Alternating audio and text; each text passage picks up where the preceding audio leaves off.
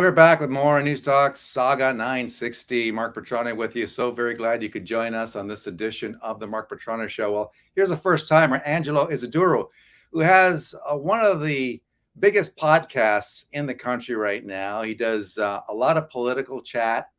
He's irreverent. He's funny. He's been an insider, so he knows what happens inside political parties. And he's just a terrific guy to look at not only the state of things nationally speaking, but I also have to get his take on what just happened in British Columbia with John Horgan leaving the political scene, announcing that he is leaving. I know he's had some health problems, and that has certainly something to do with it. But I guess the question is, what next out on the left coast? Angelo, welcome to the show. Great to have you. Thank you for having me, Mark, and that's very kind of you. I've been a long time listener, so this is a great opportunity. Well, Fred, tell me a little bit about your podcast. I mean, how did you get so popular? That's amazing. Good for you. Yeah, well, I frankly have no idea. I'm shocked anyone listens besides my mother. But I just got into it. I was very begrudging about it initially because I felt, the last thing the world needs is another guy with a podcast. But I had an interest in it. One of the few skills I have is talking. So I thought I'd give it a try, and I was lucky enough to have access to some really interesting people that are far smarter than me, and like Jordan Peterson and Gad Saad and Dave Rubin and all sorts of guests. And it's been a real blast. I've really enjoyed the conversations I've had, and I enjoy having a record of them for others to enjoy as well. So it's been great. Well, you come on my show anytime. Let's start off. Got to get your take on this tweet by Andrew Coynes, obviously one of those establishment pundits at the Globe and Mail. I refer to him as the apologist in chief on behalf of the Trudeau government. But here he is. Okay, he's taking a shot at Jordan Peterson, who's way, way bigger than Andrew is. But I guess Jordan Peterson's crime was to post the following: political prison is now clearly a Canadian reality. You are a disgrace at Justin Trudeau. So true to form, Andrew Coynes pipes in, the Peterson meltdown continues. Okay, so here we have a prime minister who's mired in a series of scandals, the latest one involving the RCMP, alleged interference in an investigation involving the 22 murders out in Nova Scotia, the idea that the PMO, staffers, possibly even the prime minister himself, might have interfered in that in order to push Brenda Lucki, the commissioner of the RCMP, into pushing a political agenda onto the investigators on the ground in Nova Scotia. He is widely seen, I would say, as a laughing stock, as a helium weight intellect internationally, a guy who has botched almost everything he's touched. We're in the midst of rampant inflation. Looks like we're heading into a recession. He doesn't seem like he cares all that much or particularly interested. And yet it's Peterson who's melting down. Can you explain this to me? I don't understand what's going on here. Well, I think we have to put all this into context. Justin Trudeau is the least popular prime minister probably in Canadian history. He was elected to office most recently with the lowest mandate in terms of percentage. He's mired in scandals, one after the other.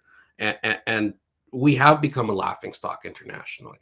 But then when you look inwards to Canada, I think that among the political Laurentian elite in this country, there's a certain insecurity about those of us like Jordan Peterson who become world famous, who do these incredible things. Jordan Peterson has probably changed hundreds of thousands of lives, if not more. And you have guys like Andrew Coynes who have a very low ceiling in simply how interesting they are as a person. And I think that there's a bitterness among these establishment, representatives, if you want to call them journalists. I call them representatives of the status quo and the Liberal government. Andrew Coynes being a good example of someone who projects this elitism onto others. The reality is we are a country now that has normalized political prisoners. We are a country now that has normalized internet censorship. We are ranked alongside China and North Korea in terms of how we're going to be treating the internet now with Bill C-11. So these things are happening. Peterson is more in line with with what the populace actually feels. But what Coyne is doing is a type of gaslighting by saying, oh, Jordan Peterson's having a meltdown. By doing that, he is gaslighting the legitimate concerns of Canadians and those onlooking to our country. He's out of touch, and he's part of an industry that is deteriorating because of how out of touch they are. I'm wondering, beyond being a guy who's gaslighting the public, whether he's gaslighting himself. I mean, how much of this is self-delusion here? How much of this is Coyne telling himself that no, Justin Trudeau means well. He may have made some mistakes, but he's well-intentioned and he's largely on the right track. He's moving the country forward, and he's just so heavily invested because he's been running interference for Trudeau for so long. He doesn't know how to get off that wagon.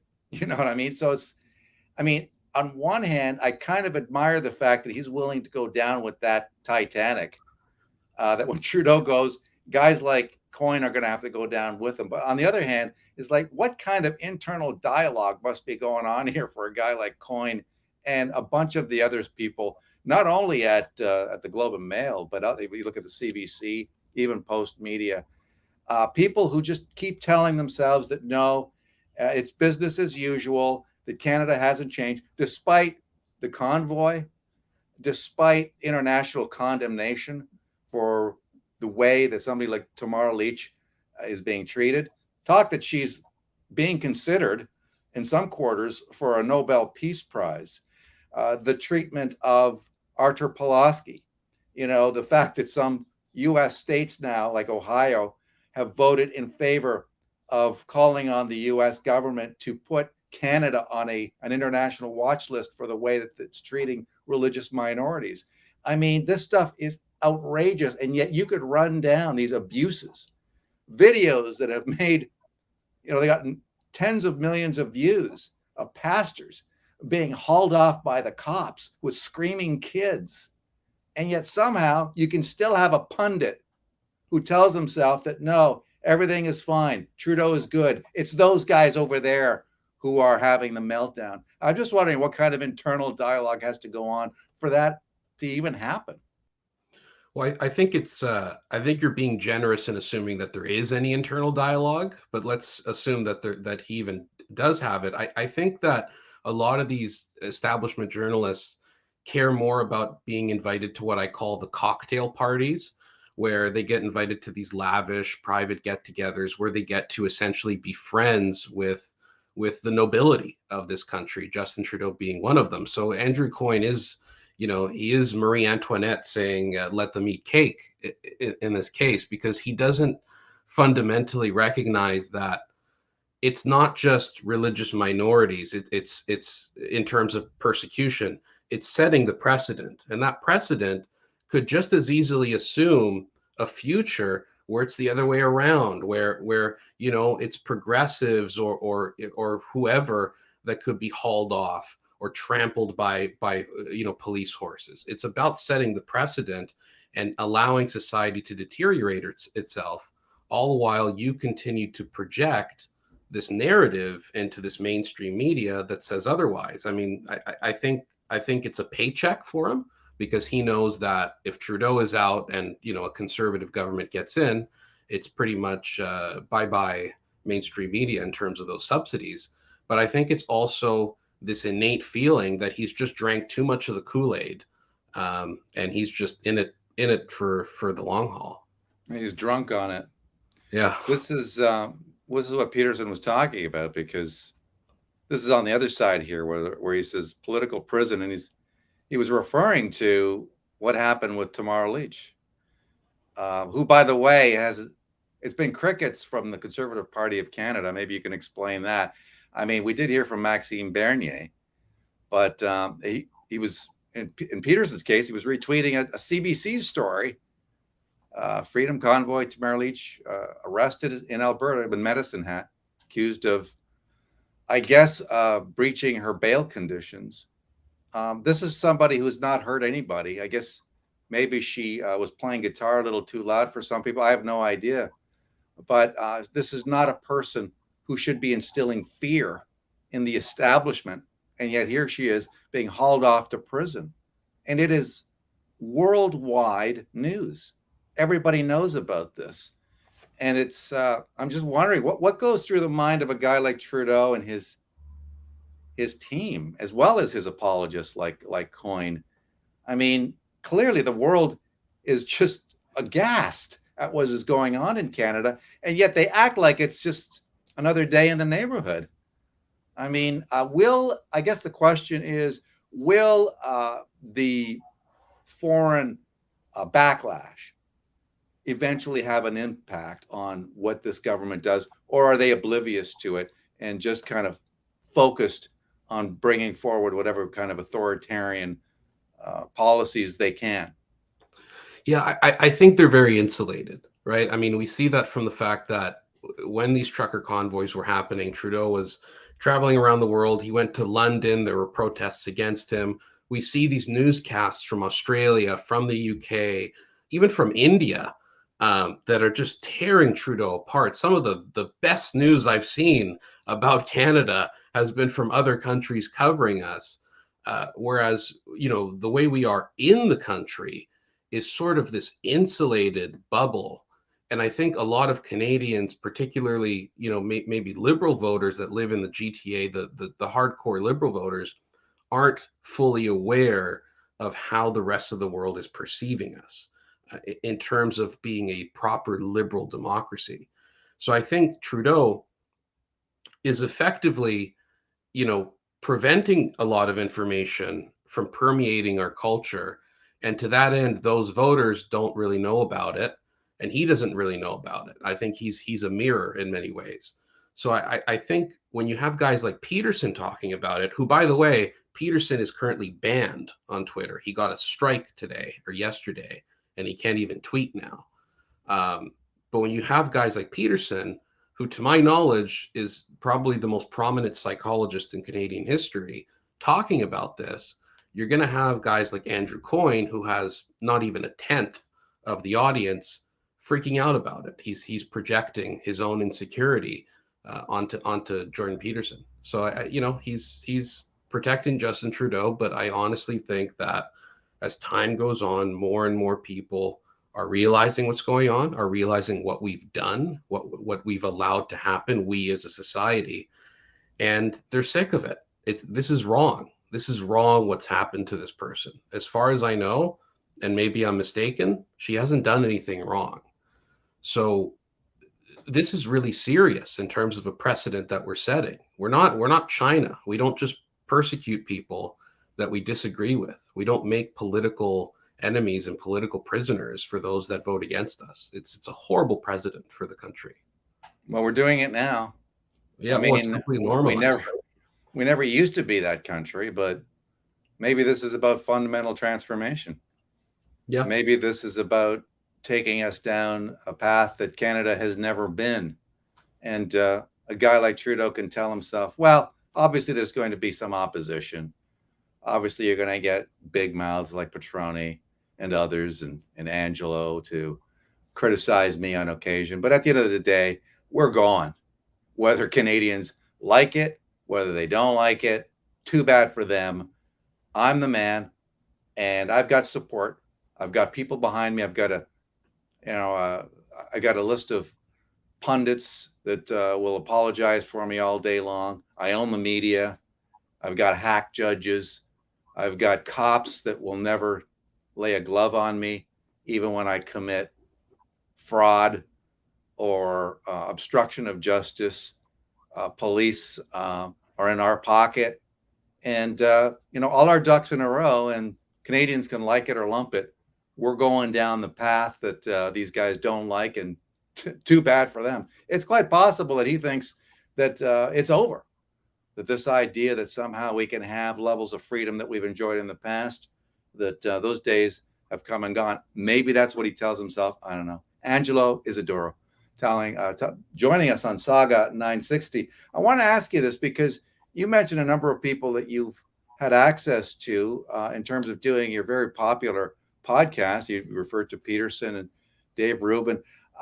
It's one of the things that's come out of this, And I think it's probably a good thing is all these Americans who are talking about Canada in ways and at levels that we never used to see that. I mean, Joe Rogan, for instance, who's got, like tens of millions of listeners to his podcast. I mean, it's like every other podcast I hear, he's referring to Trudeau or what's going on in Canada. This is new. Canada used to be a nothing burger south of the border. We were kind of almost like a punchline if somebody wanted to make a crack about the weather or not something going on up there, but not anymore. We're a major talk about by people like Rubin and others. How do you see that? I mean, is that a positive, you think, overall or not? I want to say it is. I think there's a few things going on there. I think Americans are fascinated with us in terms of the culture war, because I think we are the canary in the coal mine. When I talk to these pundits, whether it's Rubin or a lot of these American culture war figures, I think they look at what's happening to Canada and they think, oh, we need to talk about this and cover this because they're just a few steps ahead of us of what's going to happen here. So I think they see us as sort of the lab rats of a polite authoritarianism that is creeping into the West. And they're examining that. And I think that's a good thing, because I think there are tons of Canadians, many Canadians, who, as you know, every 4 years, they just don't vote. They're not engaged politically. They're apathetic for one reason or another. Who knows, right? But a lot of people listen to Joe Rogan. In fact, he's the biggest podcaster in the world. A lot of people listen to Dave Rubin. A lot of people listen to Russell Brand. I know he's British, but Russell Brand's been covering Canada like crazy. And I think a lot of people are being activated, not only as voters, but as Canadians who are aware of what is happening. I think Canada, and I say this coming from an immigrant background, I think Canadians have a certain level of being passive to a lot of what's going on here. If this was happening in Greece, there would be riots in the street. It would be calamity. But I think Canadians have a certain level of politeness and being passive that I think we don't assume the worst. We don't assume that this is actually happening here. So when we have these pundits and these prominent figures talking about it, we have an alternative source of information that is not just Andrew Coyne and Rosemary Barton from the CBC. I would posit that more Canadians consume Russell Brand's content than the CBC or Joe. More Canadians probably listen to Joe Rogan than the CBC. In fact, if I'm not mistaken, only 2% of Canadians even consume the CBC. So I think it's a good thing they're examining us. It's not a good thing that we are what is being examined. That is an unfortunate reality, that we are sort of the lab rats and the canary in the coal mine. But I think overall, we sort of have more backup now. We have sunlight is the best disinfectant. That's basically how I see it. And we have more people covering what's going on. But of course, as you know, Bill C-11 threatens that, right? And which is why I think they put that bill forward, the censorship bill that forces content online to be Canadian enough. And of course, who decides what that is? Justin Trudeau's bureaucracy. So I think what they're doing is a good thing, because I'm noticing a lot more people becoming activated. Yeah, I mean, you spoke about the kind of normalcy bias that takes place. There's been an ongoing thing in Canada where people just assume that everything is normal. They can't process. I think that's probably true. They can't process really what's going on. And so they don't really react. But the other side of that is I keep waiting for the international backlash to reach a point where it starts to have an impact on what's going on here. Because I've seen this take place in other countries where international condemnation will have an impact on countries in which human rights abuses are rampant, in which you have political prisoners, in which you have attacks on free speech. I mean, even China is not immune to international backlash in terms of what happened. I mean, they still crushed Hong Kong, and they're still threatening Taiwan, and they are still locking down Shanghai, which I think there's something political going on there. It's not they keep pushing this idea. Well, this is about zero COVID. Well, how much of it is about protests? How much of it is about Chinese people who are so fed up with the misery dished out by their government that they are pushing back in a myriad of different ways. And this is the country saying, well, we got to deal with COVID, and boom, you're all locked down. But at what point does international condemnation of what's going on in Canada actually start to have an impact on the government and what goes on here? I mean, how much will it take? Will it take more countries putting Canada on a watch list? Will it take maybe the first person ever to ask for and get asylum? you know, seek asylum. I happen to be on a kind of self-imposed exile in the free state of Florida because I didn't like what was going on. I didn't like seeing Canadians forced to take shots against their will. The idea that bodily autonomy somehow went out the window because Justin Trudeau and his government said, no, you got to get the shots. And then he started calling all people who disagreed with him on that count racists and associated them with white supremacists. It was just one of the most bizarre comparisons imaginable. And yet it actually happened in Canada. So I guess long way of asking, at what point does international condemnation, I think maybe primarily from the United States, but quite possibly from elsewhere? We saw what happened at the European Parliament when Justin Trudeau went out to speak there, and you had that parliamentarian, Christine Anderson, rip him a new one. At what point does that start to have an impact and start to resonate, not only amongst people in Canada, but maybe the government itself? I think it's a good question. I think as time goes on, there are a few things to be aware of. I think for the states, I really think the midterms are going to be important because effectively one of the reasons why there hasn't been more condemnation is because a lot of the Democrats in the states are ideologically aligned with Trudeau. But my understanding is that the Republicans are most likely going to take back the House in November. And from there on forward, I really wouldn't be surprised with some of these senators that I know if something is put forward to do some kind of condemnation. The other thing to be aware of is that as we progress, the rest of the world continues to open up and become semi-free, not exactly how they were before, but trying to go back to normal. It's the summer season. People are really wanting that. And Canada has had this lag.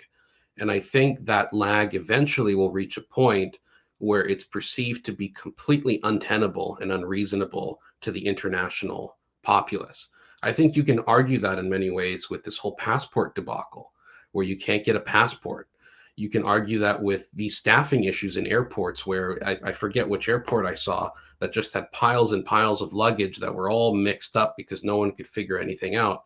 We've become a very sloppy country. In our venture into authoritarianism, we've become bureaucratic and bloated and short-staffed.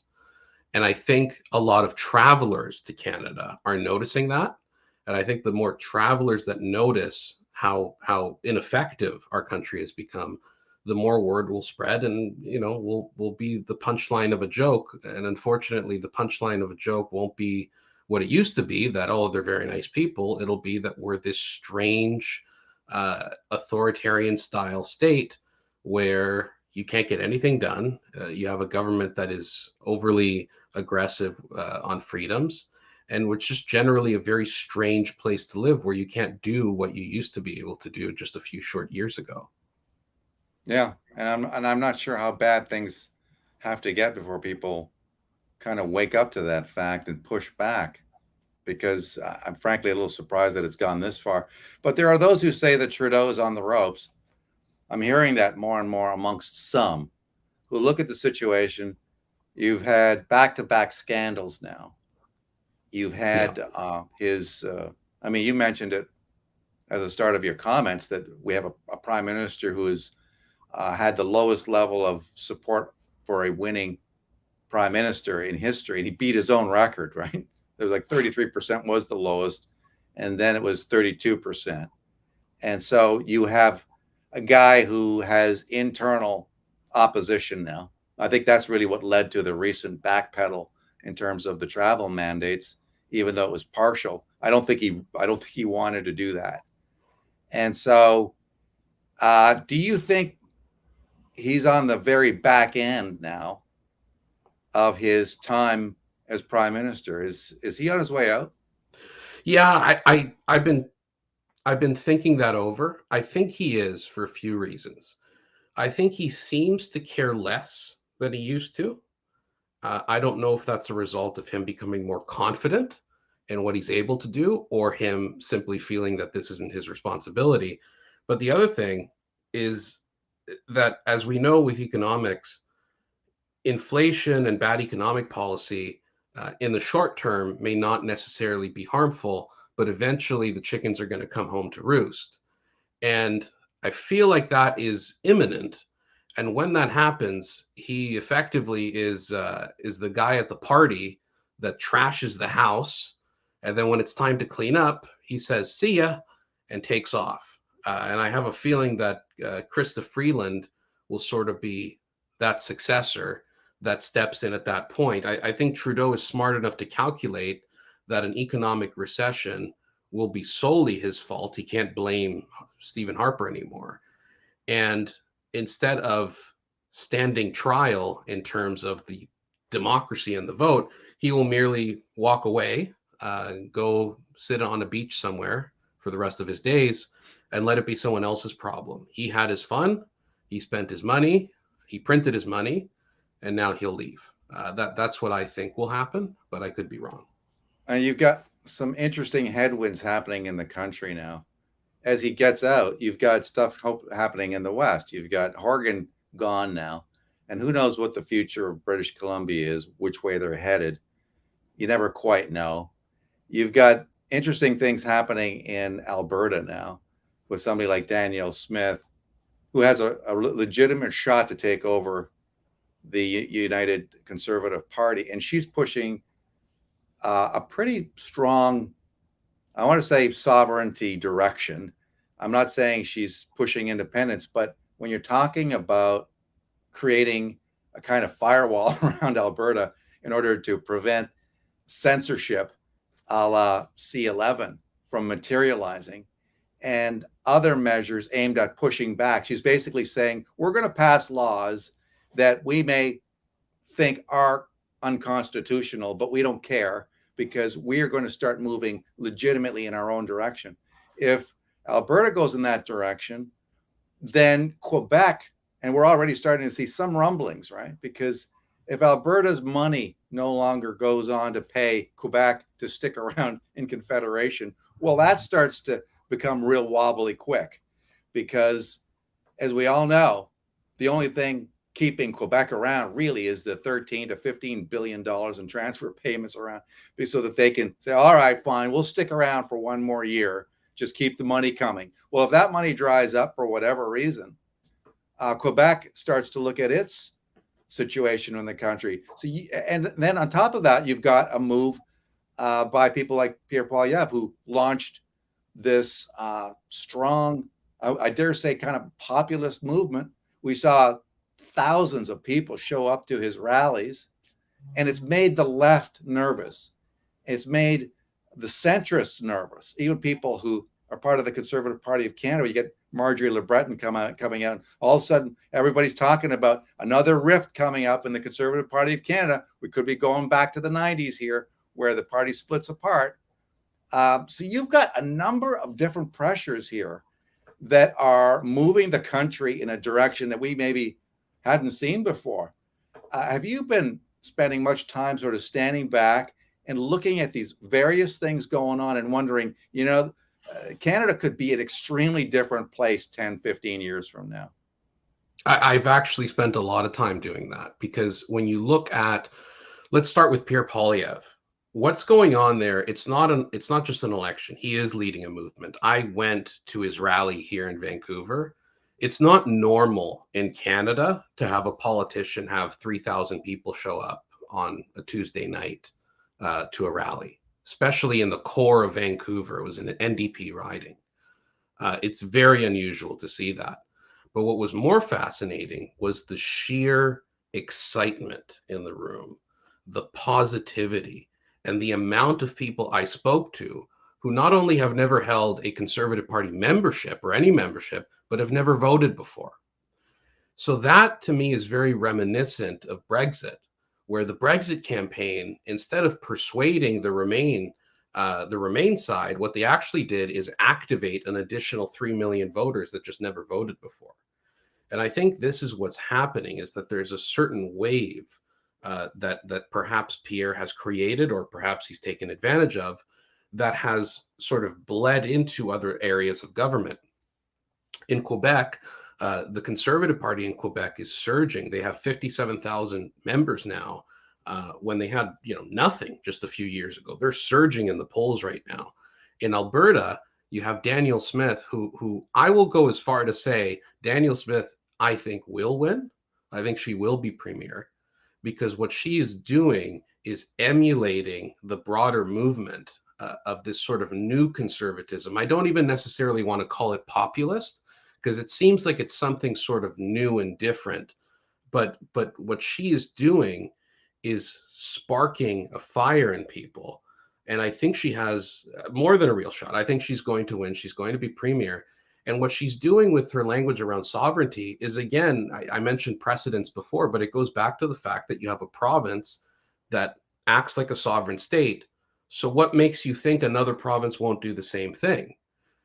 And whether she has the authority to do that or not will remain to be seen, but I think she is speaking to people at their level of frustration. So I think she's going to win. And I think the era of old Laurentian elite lawyers that feel entitled to these positions, I think that's ending. And I think we're going to see a conservative movement that is a little bit more down to earth and speaks people's language. That's why I think she in particular is very appealing, because she was a radio host. She speaks to people all day. She understands how people think and feel. And that's very common for a lot of populist candidates. So I think she will win. And then, of course, in BC, we have John Horgan resigning. And John Horgan is a particularly popular premier. As much as it pains me to say, as a British Columbian, as a conservative, he doesn't come off like a bad guy. He comes off like a guy you want to have a beer with, because he's sort of more from the old style Union NDP, not as much. I don't think he's a single ounce of him is really woke. I think he's completely disconnected from that. But of course, with him out, due to his cancer and everything he's dealing there, he will likely be replaced with an absolute wacko. And then we'll have to see what happens in BC. I'll note that in BC, people have two options. They have the NDP and then they have the BC Liberals, who for 20 years have acted as the coalition party between the federal Liberals and the federal Conservatives. That now is no longer the case, in my opinion. In the leadership race for the BC Liberals, they disqualified Conservative candidates like Aaron Gunn, which has now led to this massive influx into the dormant BC Conservative Party. So we're now going to have an actual Conservative Party emerge in BC as a viable alternative to liberalism. Because, as we all know, there's a certain connotation with a liberal brand, and the BC Liberals themselves actually supported these mandates. So I predict there's going to be a pretty significant movement in BC to have a provincially Conservative Party as well. So this Pierre movement, if you want to attribute it to him, is seeping into every level of government. And maybe in a weird kind of way, it took a Trudeau to spark these fires all over the country. Yeah, it could be. It could be that the reaction against what he did and what he's still doing has been so strong that it's kind of ignited this mass uprising. I'm using the term guardedly, but certainly various movements right across the country. Angelo, thank you so much for coming on the show. How do people access your terrific content, your podcast, etc.? Well, you can follow me on Twitter at Angelo Isidoro, but you can also find my podcast on Spotify, on Apple Podcasts, anywhere you can listen to a podcast. Just look up Cancel This, and hopefully my pretty mug will show up, and you'll be able to listen to all my episodes there. Well, thank you so much for coming on the show. Hope you come back again real soon. Absolutely. Thank you for having me. Angelo Isidoro. And I got to take a break. Back with more on News Talk Saga 960 and the Mark Petrona Show after this.